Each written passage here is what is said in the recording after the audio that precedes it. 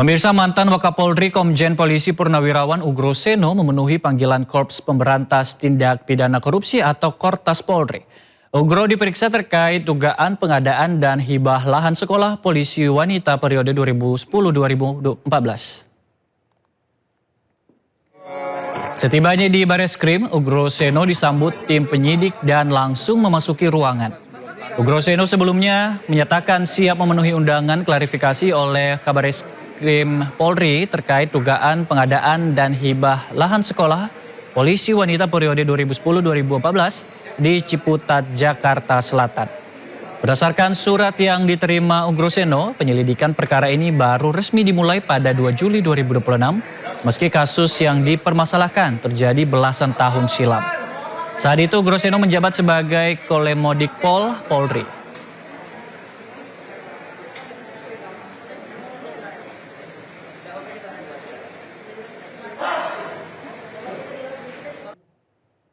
Dan untuk mengetahui pemeriksaan mantan Wakapolri Ugro Seno di Bareskrim, kita sudah terhubung dengan Stephen Patinama bersama juru kamera Eri Nugraha. Stephen, ex-Wakapolri Komjen Pol Ugro Seno diperiksa terkait kasus apa pada hari ini?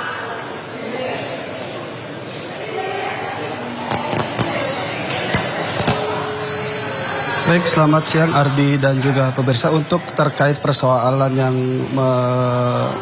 memanggil mantan Wakapolri yaitu Komjen Polisi Ugro Seno hari ini, yaitu terkait adanya dugaan tindak pidana korupsi begitu berdasarkan laporan dari masyarakat pada perkara hibah lahan sekolah polisi wanita yang ada di Ciputat, Jakarta Selatan dan juga di Lembang.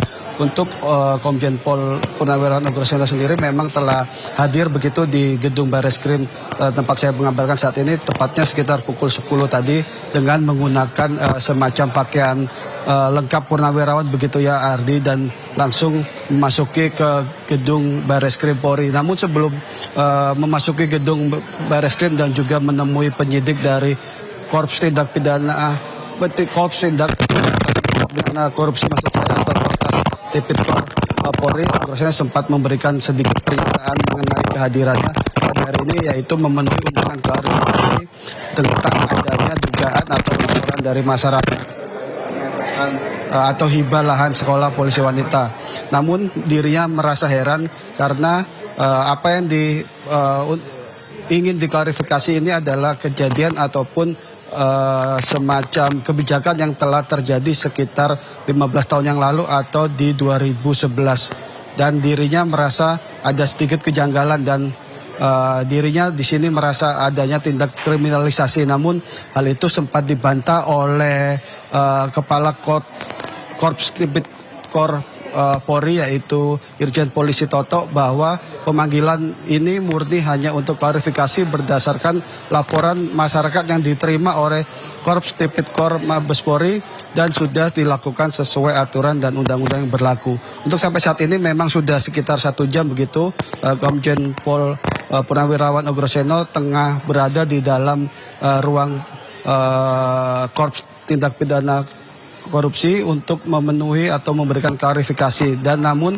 tadi sebelum memasuki ruangan juga Ugro Seno sempat menyampaikan dirinya tidak membawa semacam berkas atau sedikit pun data karena dirinya sampai saat ini bingung apakah yang sedang diselidiki oleh Korps Pemberantasan Tindak Pidana Korupsi Polri, karena sampai saat ini dirinya tidak tahu apa yang dipermasalahkan dan apa yang terduga korupsi yang dilakukan saat dirinya menjabat sebagai Lemdikat Polri saat itu.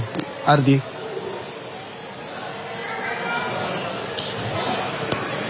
Baik, terima kasih rekan Stephen Patinama dan juru kamera Eri Nugraha melaporkan langsung dari Bareskrim Polri. Selamat bertugas kembali teman-teman.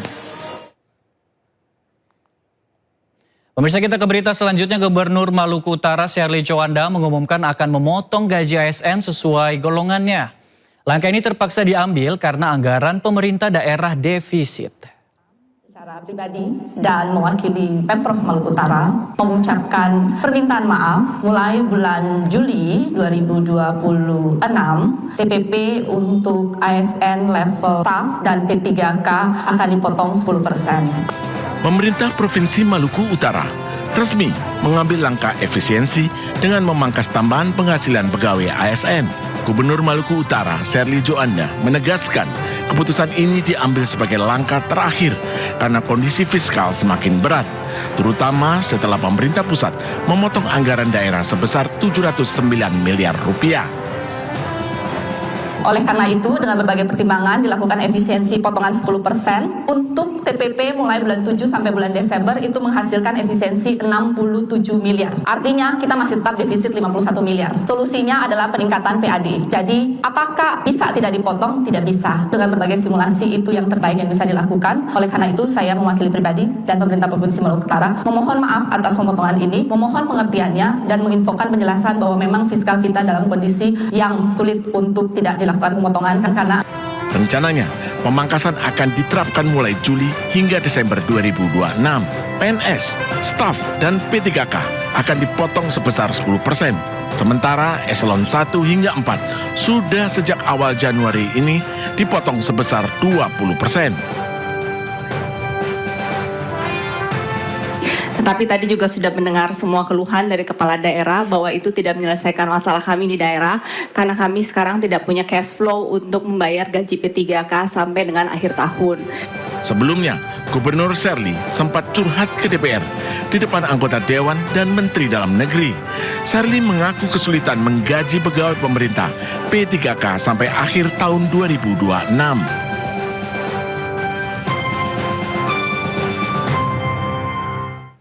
Anda kembali di Sindo Siang. Kebakaran hebat terjadi di Kota Manado, Sulawesi Utara. Peristiwa ini menyebabkan 10 rumah warga ludes terbakar.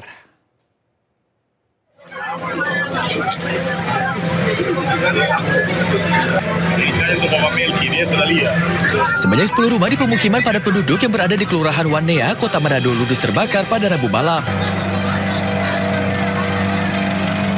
Kebakaran diduga dipicu kompor yang lupa dimatikan salah satu rumah kos. Kencangnya hembusan angin membuat api dengan cepat merembet ke bangunan sekitarnya.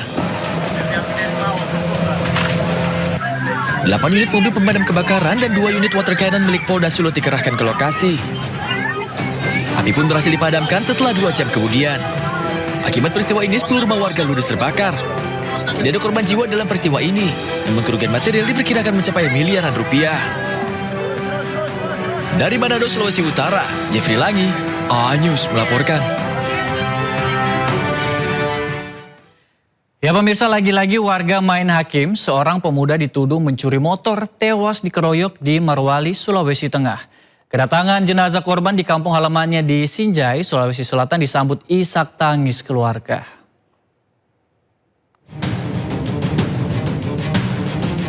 Setiawan, korban tewas dikeroyok massa di Kabupaten Morowali, Sulawesi Tengah lantaran diduga mencuri motor di halaman minimarket dipulangkan ke kampung halamannya di Sinjai Tengah, Kabupaten Sinjai.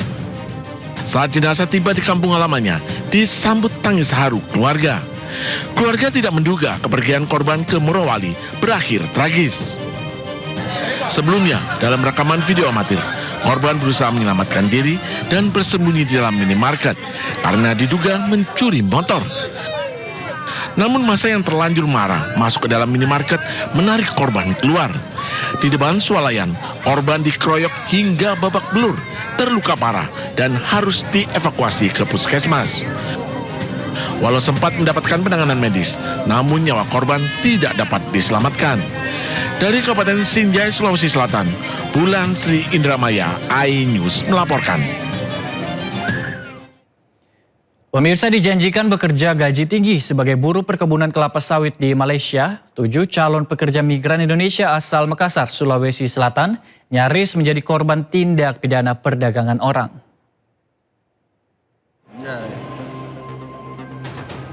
Polisi menggagalkan keberangkatan 7 calon pekerja migran Indonesia melalui prosedur resmi yang hendak bertolak melalui Bandara Sultan Hasanuddin Makassar, Sulawesi Selatan. Ketujuh korban akan berangkat menuju Sarawak, Malaysia, dijanjikan pekerjaan buruh perkebunan kelapa sawit dengan iming-iming gaji tinggi. Diduga mereka adalah korban tindak pidana perdagangan orang yang sebelumnya masing-masing menyetorkan uang 8 juta rupiah kepada perantara pekerja. Sejumlah barang bukti disita antara lain 1 mobil, 7 paspor boarding pass, dan 1 ponsel.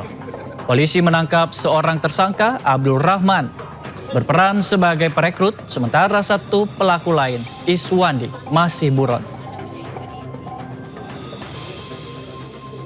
Dan Iswandi yang memberangkatkan para pekerja migran Indonesia tanpa melalui prosedur dan setelah itu membebankan biaya sebesar 8 juta rupiah per orang untuk biaya keberangkatan sampai ke Sarawak, Malaysia.